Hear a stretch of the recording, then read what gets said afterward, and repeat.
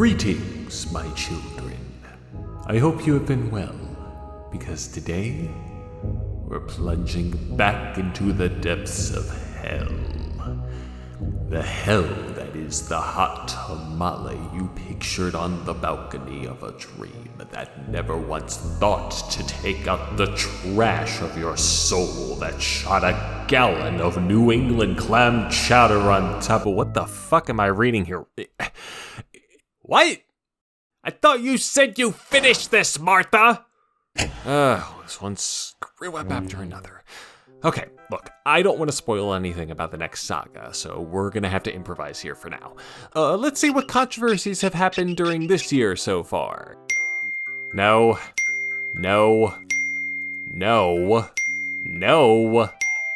Okay, why is this prick getting so much attention? No. His stupid ass can wait.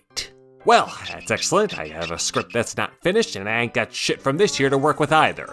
What am I gonna do now? Oh, hey, OJ, what's up? Hey, you dropped something here. OJ? OJ?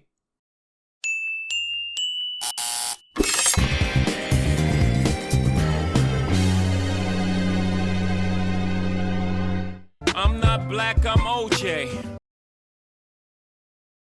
Don't look at me. I don't know what the fuck I'm doing for this one. I guess we'll talk about whatever this is. All Pro Football 2K8.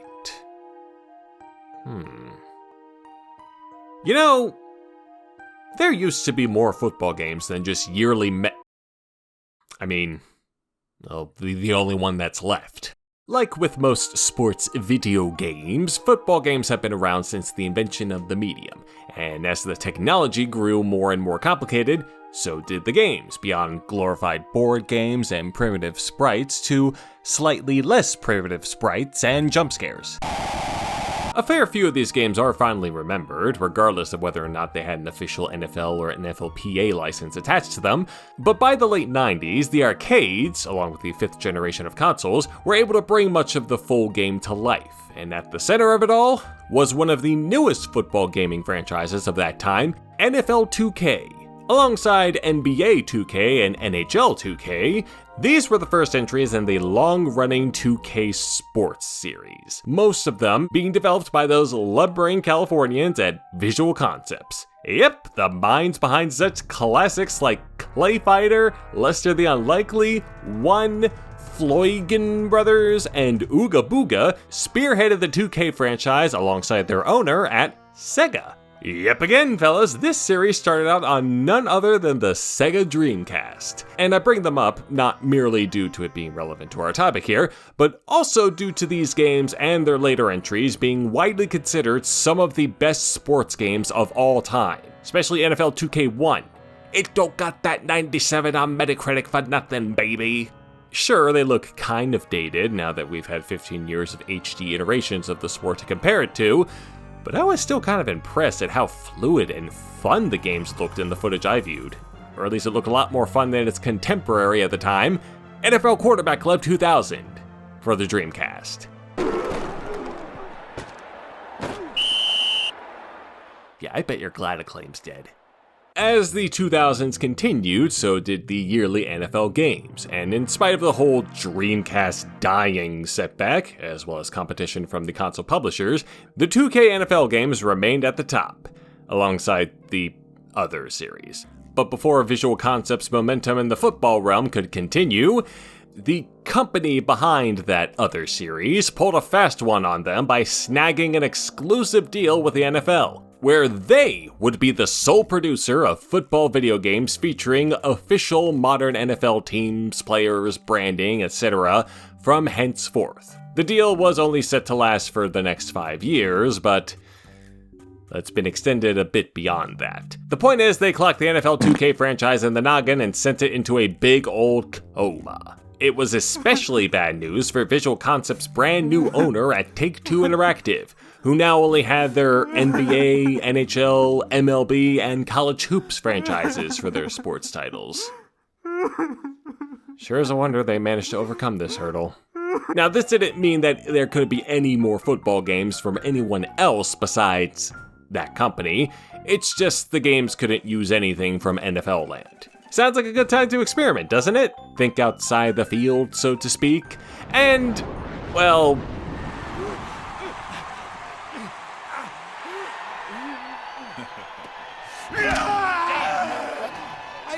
I guess that kind of happened. Midway already had a non-licensed football game in the works before all this crap occurred, a spiritual successor to the NFL Blitz arcade series, Blitz the League, which turned the game of football into an ultra-violent, drug-filled, no-holds-bar affair. So really nothing's changed. However, it and its sequel, mostly its sequel, features some of the most violent injury animations ever put into a game. I would argue even more violent than the Mortal Kombat reboot that would come out a few years later. Like, this isn't even the worst of it. I can't in good conscience show you how bad some of this shit is.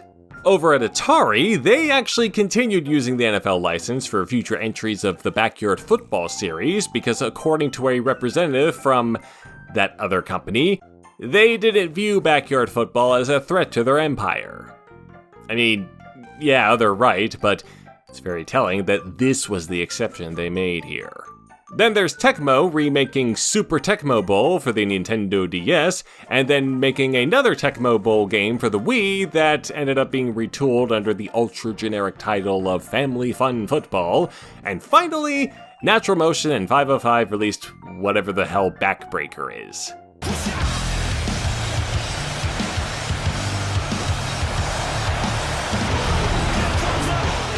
Okay, I see what they were trying to do here, but I don't need a Gears of War over-the-shoulder perspective in my football game, thank you very much.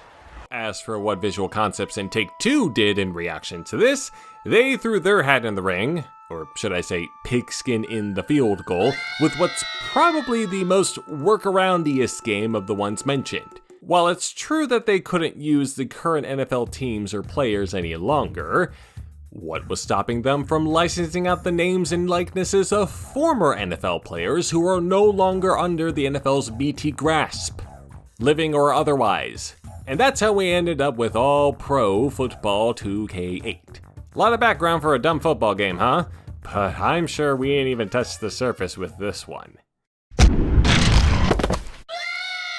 As we pop the disc into the old Xbox 360 again, I will admit, for as much newfound admiration I have with the 2K Sports series, I've only played one of those games in my lifetime. And that is, oh god damn it, Top Spin.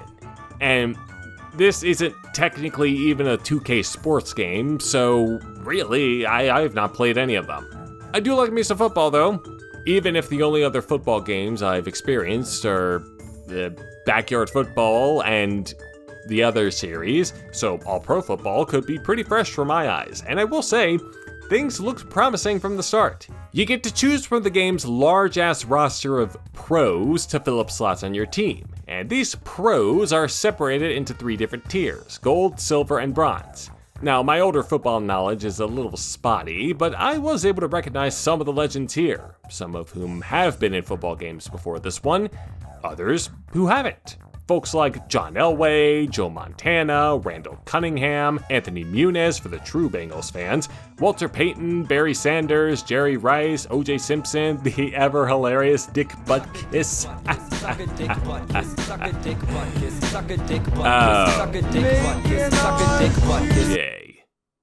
Okay, this is now a tribute video to Gerenthal James Jimpson. Rest in ashes, or you fucking wherever the hell you ended up, you asshole. For the record, and you're probably not gonna believe me, I didn't make this video in order to capitalize on the man's passing. I was legitimately in the weeds of Wikipedia again, trying to look for another topic, and, well, here you go.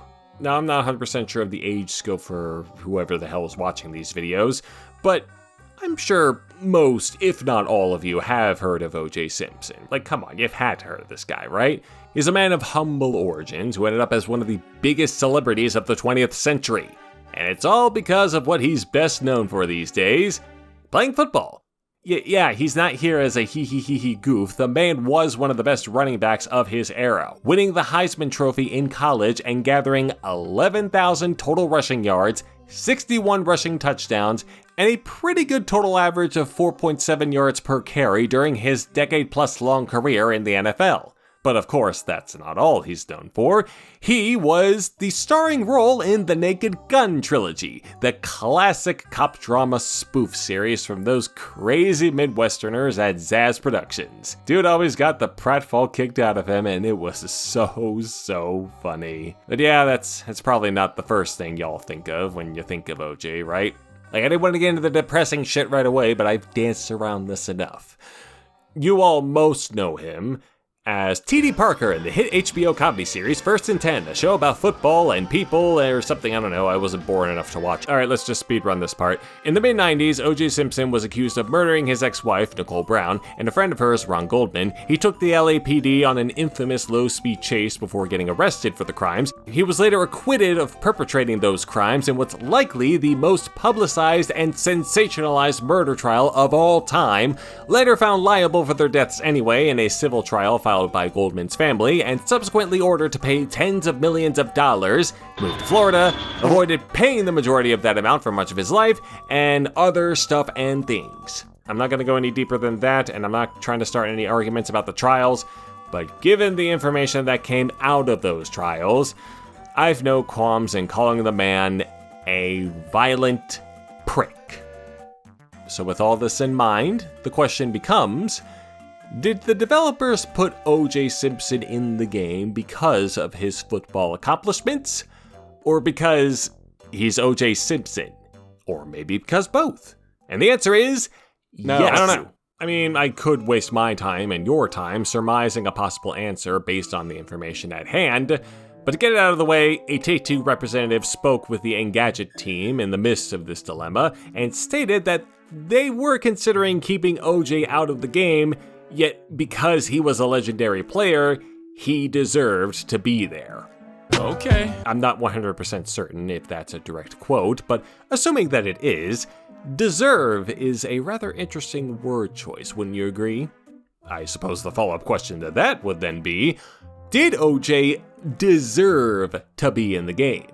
So let's waste time surmising an answer for that. Since they explicitly mention his legendary player status was the key factor in their decision, let's take a closer look at those accomplishments. I already mentioned his overall stats and his Heisman Trophy, which is the highest honor that any college football player can achieve for the record, but he also was honored with the NFL MVP award, the Offensive Player of the Year award, was selected for First Team All-Pro, i.e. the best player of any given position, in his case running back, for 5 years straight. He had 5 Pro Bowl appearances, he led the league in yearly rushing yards 4 times, and in yearly rushing touchdowns 2 times, and he was a part of the NFL 1970s All-Decade Team, the 75th Anniversary Team, and the 100th Anniversary Team. It wasn't worth all that much in the end to the Buffalo Bills during his time there, but I doubt their overall lack of success in regular or postseason was his fault. So yeah, I guess you could easily argue that he deserved to be featured in a game that features all pros in their roster, but that got me thinking, who else is in that roster, and did they deserve to be here too? This is how I ended up going through every single player they netted for this game and listing out their accomplishments. That's over 240 of them. 240. Welcome to my hell. And like I said, my older football knowledge is not quite up to snuff, so I wasn't familiar with the majority of these other names, but while there are certainly enough of the greats to deem any all-pro list a satisfactory one, by the time we got to folks like Brian Bosworth and Ickey Woods, it was clear the achievement status didn't factor in all the way with Visual Concepts decision making, which makes the omissions all the more glaring. Now, for folks like Brett Favre, Kurt Warner, or even Priest Holmes, they were still technically playing at the time and still in the NFLPA union, thus preventing their likenesses from being used in this game, as well as Lawrence Taylor, since he already showed up in Blitz the League. So maybe there was some kind of stipulation with this contract there too, but where the hell are folks like Deion Sanders, Boomer Esiason, Pat Swilling, Jim Brown, motherfucking Terry Bradshaw? Like, you got goddamn Archie Manning here, but you can't even fit one of the best quarterbacks of the 70s in the roster? Now, it's very easy to assume that they probably did reach out to try and get these other players who didn't end up in the game, but probably couldn't secure the rights to their likenesses for one reason or another, and you can also argue about these guys' statuses as players all you want, but again, they put Archie Manning in here, who didn't do jack shit besides procreating 2 quarterbacks who have far surpassed him. I even went as far as to check any criminal history for everyone here besides OJ, and surprise, most of them didn't have one, and the ones who did never got charged with something like double murder. There's a whole week of research boiled down to a single sentence. Again, welcome to my hell. I've linked the summation in the description below if anyone's interested. But let's consider another angle here. Maybe I'm being too harsh with focusing on OJ's legal history. After all, those trials were ages old by this point, and the man mostly kept to himself since then beyond a few tiny issues that got resolved by themselves, and whatever the hell his prank show thing was. Like, is his reputation really that relevant to this particular discussion? Yeah, cause less than a year before the game came out, the cunt tried publishing a ghost-written novel which detailed the hypothetical scenario of him being the dirty murderer of old. And when that backfired, the Ron Goldman estate sued for the rights to the book to satiate part of the settlement, republishing it under a newer, blatanter name. So yeah, his reputation hadn't improved to the point where folks weren't gonna scrutinize any chances he took with profiting off that reputation. Also, this is OJ we're talking about here. It's never not going to come up in anything he's involved with. Like, as for an actual hypothetical scenario, if it had turned out that Shaquille O'Neal was the one who caused the Universal Studios fire that destroyed all of those audio master tapes just so he could get rid of the masters for his 3rd album, and only his 3rd album, was then charged for arson, but later acquitted because his lawyers convinced the jury that the pyro suit they found at the scene and had contained his DNA was not his because it didn't fit him any longer, and had maybe been tampered with before, when in actuality he went on a year-long crash diet before the trial was set, he probably wouldn't be known for his basketball achievements from then on. For as much as I'm harping on this though, I'm not trying to denigrate Take-Two solely because they added OJ Simpson to their football game. Like, the representative did show some level of self-awareness with admitting that they were kind of concerned about adding him into the game at all, but the fact that they did shows that they weren't that concerned, nor were they concerned with paying the man some dollar amount between 5 and 6 figures for that appearance, allegedly. Whatever that amount was, though, the Goldman estate once again swooped down to claim those royalties, and ended up making jack squat once again. Oh, and to go back with the actual game, if you have OJ Simpson in a game where you can place him on a team named the Assassins, whose player's touchdown celebration is the throat-slashing gesture, and whose stadium animatronic does a little stabbing motion following that celebration, either your QA department was having one hell of an off day, or you are deliberately banking on the mindset of mid-2000s edgelords to generate publicity for your football game. Case in point, game trailers did just that on their own website at the time of the game's release. There appeared to be some confusion as to whether or not the clip was Take-Two's doing, but they denied having any part of it or any direct association between these animations and the pile of ashes formerly known as OJ Simpson. Game trailers then followed up that touchdown by posting a clip featuring a custom character rendering of a certain dog lover who was getting a lot of attention at the time, playing for the Red Dogs team. Classy move, guys. And this actually did raise concerns about the other company getting involved, since the guy in question was not a licensed player for All-Pro Football 2K8. But nothing like that ever happened, because this is just customer character shenanigans that you can find in a bunch of other games. Like, just because I went into Backyard Football, created a character that I called OJ Simpson, and then placed him on a team called the Crazy Monsters, doesn't mean that he or the NFL is liable to sue me. Marvel tried doing something like that with City of Heroes a few years before All-Pro Football. It didn't go well. Speaking of not going well, for all this publicity All-Pro Football was getting, it didn't sell very well.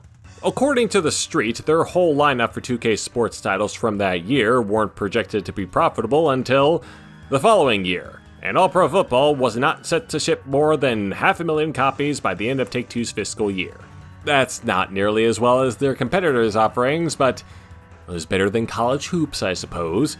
As for the game itself, I personally didn't spend much time with it beyond getting footage to make that cheap joke, and I wasn't convinced that a full season playthrough would be worth the time investment, even if I can customize my own team names and players. I did such a great job I can easily tell these teams apart. Interceptor! That interception wasn't my fault. To my dumb self, and to properly quote Storm Dame and not just reference him out of context, I couldn't stay interested, because it's just football. And reviews at the time were a little bit mixed as well, even among football enthusiasts. But don't feel too bad for All Pro Football here, because the game's maintained a rather interesting following. There are your dedicated YouTube channels and big retrospectives detailing the unique features and aspects APF has compared to other football games, as well as a sizable mining community, but allow me to introduce to you all the Simulation Football League. The SFL features 5 leagues, each comprising of 5 teams going head-to-head in several football games played via All Pro Football. But the games themselves feature no influence or input from its participants beyond making themselves into the players for each team's roster, and then submitting a rather complicated game plan for the game's AI to work with per match. Sounds kinda weird, right? Just watching simulated games, like who would ever do that? Well, the league's entering its 23rd season next month, and it has its own Hall of Fame. I checked out a few videos from the previous season, and there is a lot more effort and work going into this league that one would likely ever think based on that premise. But most importantly, it gave folks who would never otherwise have the opportunity to play the actual sport an opportunity to play the game that they love. It's certainly more interesting than talking about O.J. fucking Simpson any longer, that's for damn sure, but at least he kept himself out of any further trouble following the game's release. In summary, All Pro Football 2K8 looks pretty unremarkable on the surface, but turned out to be a rather interesting product that came about from a major greedy shift in the games industry, even if it also does kinda come off as desperate. Take-Two and Visual Concepts haven't released another football game in the 2K series since, mostly sticking with basketball and hockey, and later WWE, but that next deadline for the NFL exclusive contract is coming up pretty soon, so maybe that may change. Probably not, since that other series is still selling like 3 ways, so any further attempts are probably going to be mulched into the AstroTurf. But Take-Two finally did take advantage of the exception from that exclusive agreement with the release of NFL 2K Playmakers, a fucking trading card game with microtransactions up the wazoo. Well, at least we got Jerry Rice dog football to hold us over. I think this is the most fun you will have this football season. Thanks a fucking lot, E.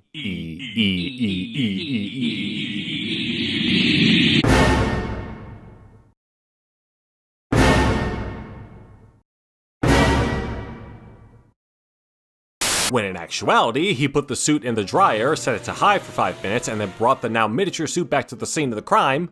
When in actuality, he had his arms, thighs, and Adam's apple shortened so that he couldn't fit into the suit, only those, nothing else. When in actuality, it was OJ who had caused the arson, and not only that, he had actually murdered Shaq after his first album was released, made a skid suit out of his flesh, had been posing as him for the last 30 years, and then exposed the lookalike he hired to act as him in his stead to his instant cancer beam when the guy threatened to go to the cops. Martha, what the hell are you feeding me with here? Finish the fucking script!